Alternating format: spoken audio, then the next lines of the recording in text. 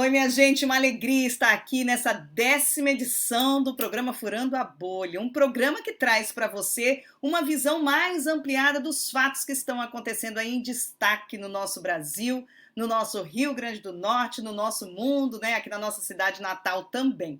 E eu gostaria, professor Roberto Paulino, de saudá-lo, de agradecer por essa parceria e também de fazer uma pergunta que é uma pergunta de milhões, de bilhões, na verdade, né? A gente soube aí dessa notícia do Paulo Lemann, que está envolvido aí em várias questões muito graves e que conseguiu, através da ONG, né, da ONG Mega Edu, conseguir uma parceria com o Ministério das Comunicações, com o Ministério da Educação. E, na verdade, essa parceria garante assento da ONG na destinação dos 6 bilhões de reais que vão aí gerar a tão esperada conectividade entre os estudantes brasileiros.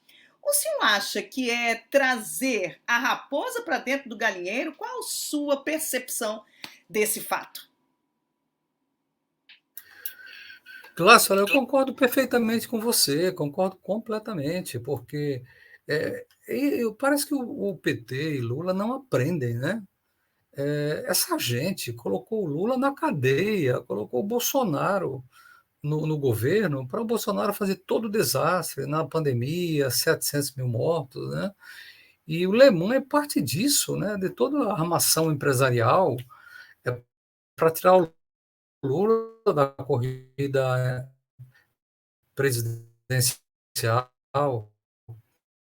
E esse cara é uma raposa, como você falou, uma raposa no galinheiro, claro, se não me engano, por volta de fevereiro ou março, fez duras críticas ao Lemann, e agora, contraditoriamente, o Lula concorda com a chegada dele, uma parceria da Fundação do Lemann, né, com o Ministério da Educação e com o Ministério das Comunicações. Então, eu acho uma incoerência, uma incoerência total, essa atitude do governo Lula. É inaceitável essa parceria com o Lemann, não é confiável, não é confiável, já demonstrou, e ainda mais envolvido nesse escândalo, né, de corrupção nas lojas americanas. Como é que o governo, o Lula saiu do governo e a Dilma foi afastada do governo, acusada de escândalo de corrupção, depois ficou provado que não, mas o PT devia tomar cuidado com isso. Como é que traz para uma parceria com o governo, o sujeito é acusado de corrupção nas lojas americanas? Muito ruim isso, uma contradição muito grande do Partido dos Trabalhadores e de Lula em particular. Eu lamento muito e eu acho que a justiça, o judiciário, apure isso e puna o que for necessário, e que o PT reveja essa parceria com o Lemann e com as suas entidades. Vamos agora para uma notícia boa, né? Que foi essa decisão do Supremo Tribunal Federal conseguindo ter 9 votos a 2 para derrubar a tese do marco temporal, o que é um benefício grande, né, para os nossos povos originários e também aí na proteção das nossas florestas. Explica para as pessoas, professor, quem não entende direito, o que significa o marco temporal e por que foi tão importante essa derrubada dessa tese, né, que a gente sabe que iria atender aos grandes latifundiários. Glácio, olha, primeiro, mais uma vez aqui, eu queria agradecer de estar nesse 10º programa com você, né?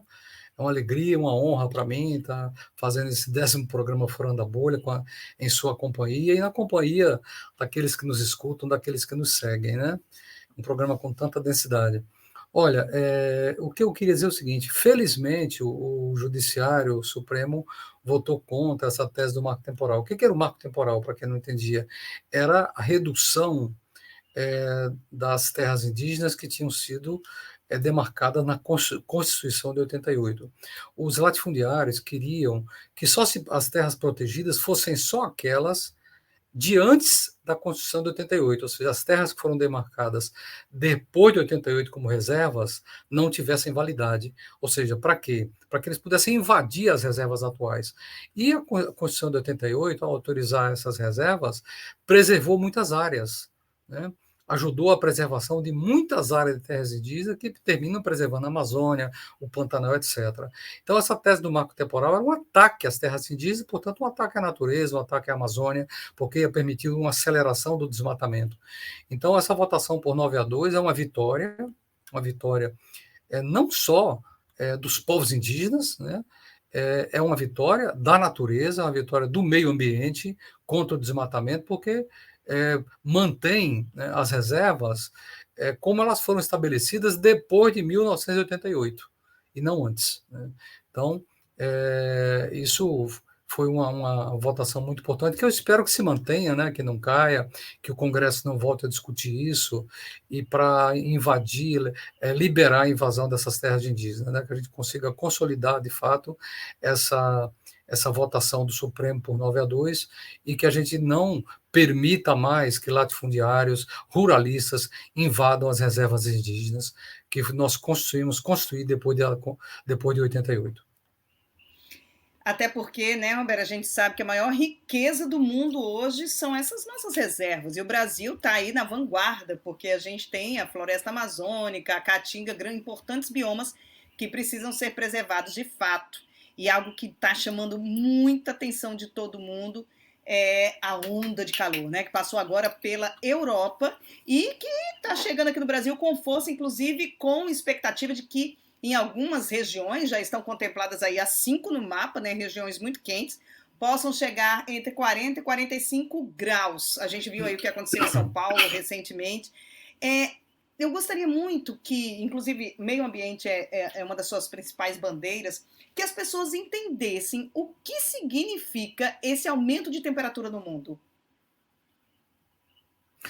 Glácia, há muita polêmica sobre isso, né? Mas a maior parte dos cientistas do IPCC, que é o painel intergovernamental para mudanças climáticas, a sua sigla em inglês IPCC, mostra que as mudanças climáticas no planeta, elas são de natureza antrópica. O que é isso? Elas são fruto da ação humana.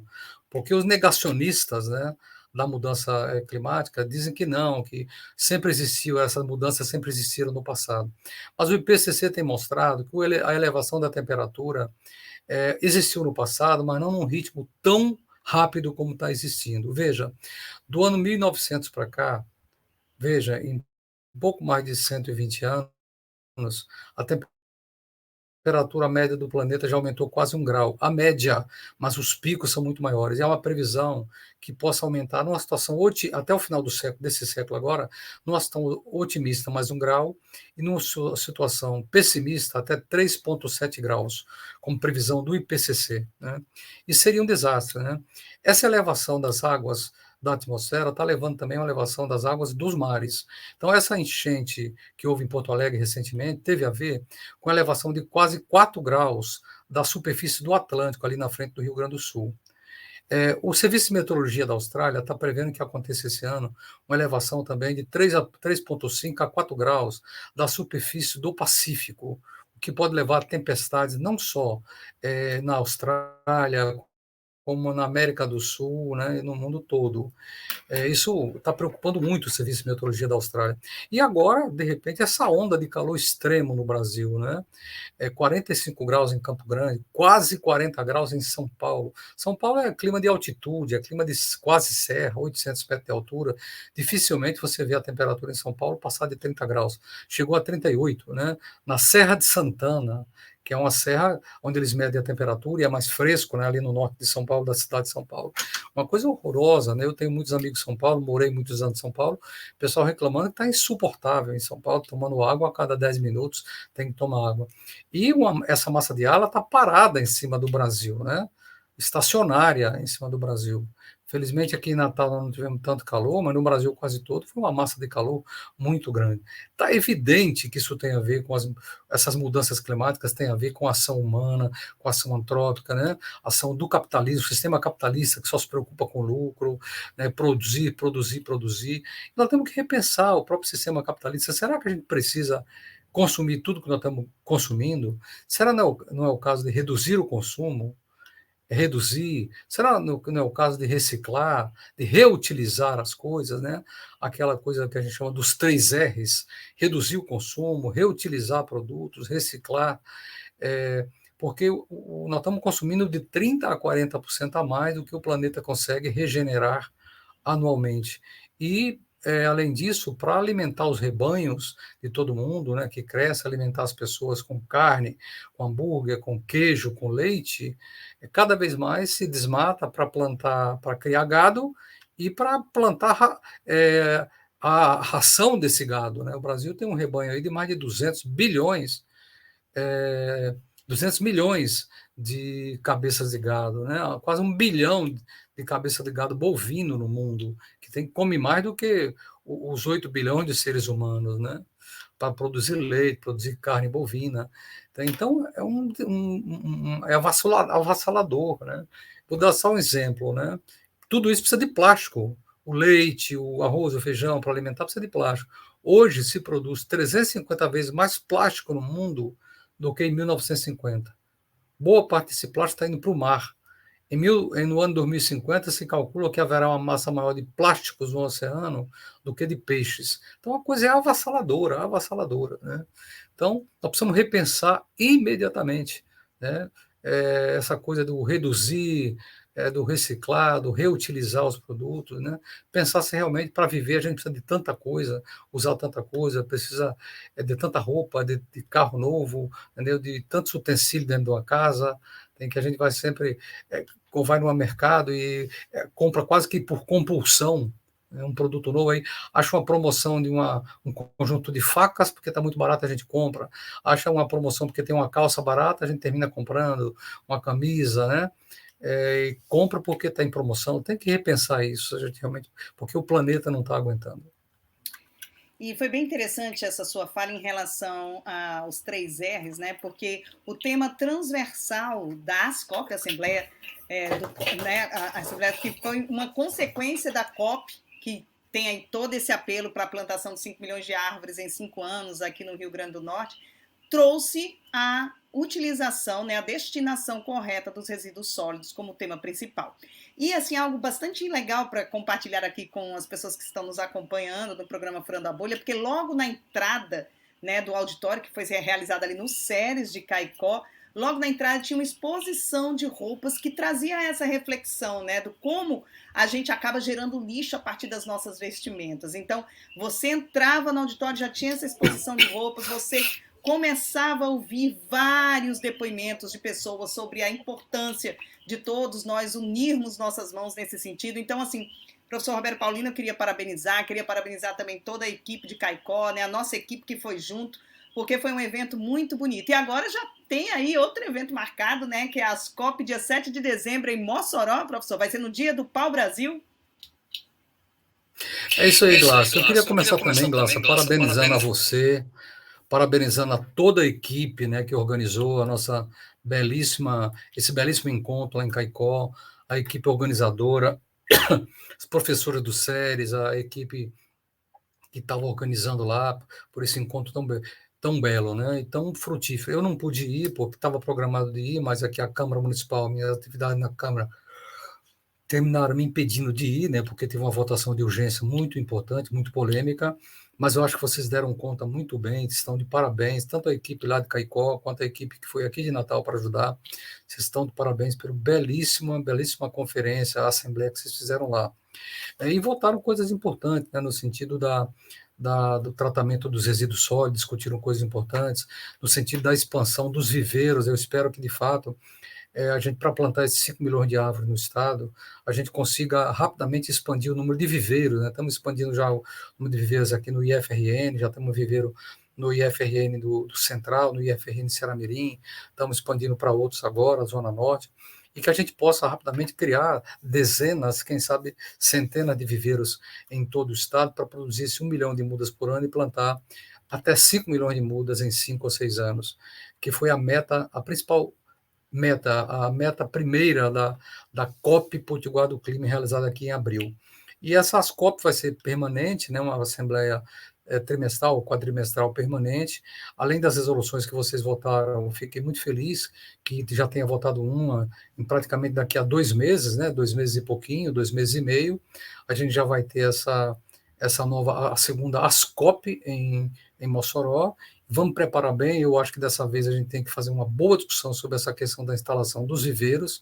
Em Caicó foi feita a discussão sobre a questão dos resíduos sólidos, em Mossoró acho que a gente tem que fazer essa discussão também, e de outros temas, mas também a discussão da instalação, de como acelerar a instalação dos viveiros, porque nós precisamos, a mudança que a gente pode fazer para enfrentar essa onda de calor que a gente está vendo no Brasil e no mundo é plantar, plantar, plantar e plantar.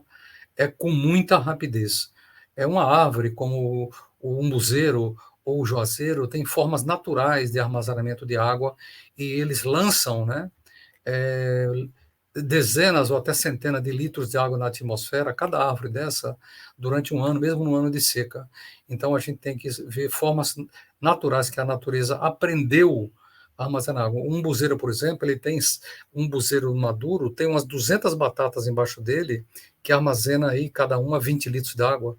No total, 200 batatas, um buzeiro pode armazenar 4.000 ou 5.000 litros de água embaixo dele e lançar tudo isso na atmosfera e umidificar, né, a área em volta que tenha outras árvores, então ele pode ajudar outras árvores, inclusive, através de contato com suas raízes, né? Então a gente tem que pensar nisso, em produzir essas árvores que sabem acumular água, que durante milhares de anos aprenderam a acumular água, como o juazeiro. O Padre Cícero propunha plantar milhões de árvores no Nordeste brasileiro, há mais de 100 anos. Infelizmente não foi escutado. Se ele tivesse sido escutado, talvez o Nordeste não estivesse vivendo um processo tão rápido de desertificação. Eu pegando essa ideia do Padre Cícero, né? Do Padre Cícero, vamos ver se agora a gente plantar milhões de árvores no nosso semiárido o quanto antes. É isso.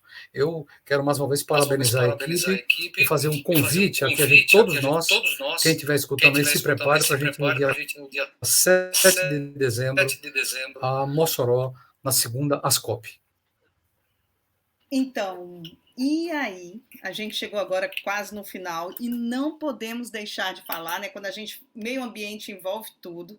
E tem essa boa notícia, mas também teve uma notícia que não foi muito agradável e que eu gostaria que o senhor falasse sobre ela, porque a sua fala foi bastante forte no combate a essa votação que aconteceu na última quinta-feira, né? Que em regime de urgência foi votado o piso, né, salarial das enfermeiras e enfermeiros aqui de Natal. O projeto foi aprovado com a base do prefeito Álvaro Dias e a oposição votou contra, mas diante da maioria, né, foi uma voz silenciada, apesar de todo o posicionamento forte que eu gostaria que o senhor reverberasse aqui em relação a essa questão. Glácia, a questão foi o seguinte: há uma lei municipal que diz que as trabalhadoras da saúde, as enfermeiras, as auxiliares de enfermagem, etc., devem ganhar 40 horas, mesmo trabalhando 30. Ou seja, elas trabalham 30 horas, mas devem ganhar por 40. Isso foi uma conquista de uma lei complementar de 2016. Em conquista não se abre mão, né? De conquista não se abre mão. E o prefeito, ele quer fazer o seguinte, ele não quer pagar esse piso, alegando que o dinheiro que vem de Brasília é um dinheiro para 30 horas, né? Então ele não quer pagar. Então ele mandou um projeto para a prefeitura que quem vai ganhar o piso de 40 horas é só quem trabalhar 40 horas. E quem trabalhar 30 horas vai ganhar 3/4 do piso. E isso, na verdade, é rasgar uma lei municipal. Ele não pode fazer isso, passar por cima da lei. Foi uma conquista. Porque essas trabalhadoras e trabalhadores ganham um pouco e utilizam algumas horas a mais para completar seu salário em tarefas, em outros empregos particulares, né? Ou em hospitais privados. É um direito deles completar a renda que está tão baixa com outros empregos. E tem que dedicar a sua vida, a sua saúde, né? A sua família. E conquista não se abre mão. Então houve uma guerra na Câmara, uma guerra. Eu, inclusive, iria, como eu falei, para a ASCOP em Caicó, não fui, fiquei aqui para enfrentar essa discussão, para defender as enfermeiras e enfermeiros, porque o governo veio para passar o trator e passou o trator, e acabou, né, pela nova lei deles, eles passaram o trator nessa lei que diz que as trabalhadoras e trabalhadoras da saúde, as enfermeiras, auxiliares de enfermagem, têm que ganhar 40 horas, mesmo trabalhando 30. Então, o conflito foi esse, todo o conflito foi esse, né? Lá, além disso, ele teve outra polêmica também, que ele queria contabilizar no cálculo do piso os adicionais. Adicional de insalubridade, adicional, digamos, de periculosidade, adicional por tempo de serviço, para completar o piso. Nós dissemos que não. Piso é piso. O piso salarial de 40 horas, se não me engano, é R$ 4.200 aproximadamente, ou 4.136, me foge na memória agora, mas é entre 4.100 e 4.200. o piso de 40 horas.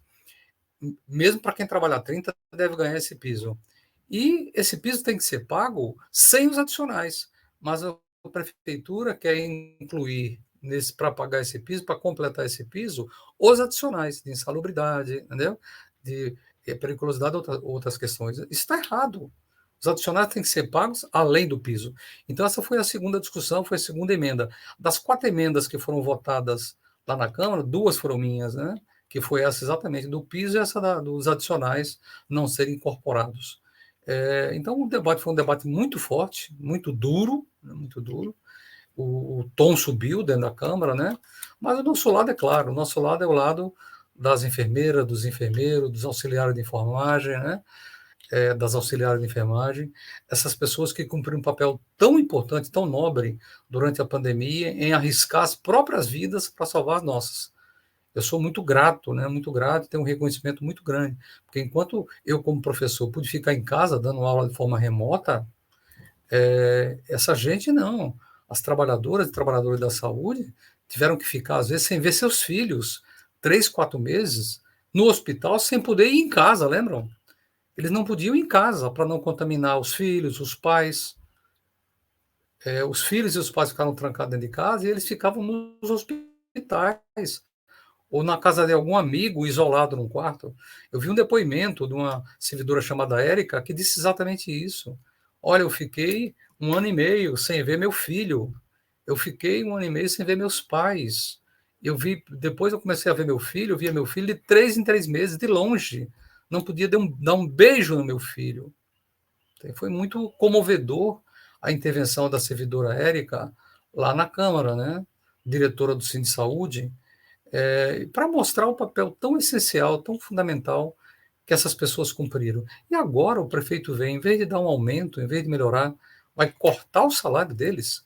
Ou seja, eles têm uma conquista que trabalham 30, ganham por 40. E agora, quem trabalhar 30 vai ganhar 3/4 do salário básico das 40 horas. Está errado, isso é injusto.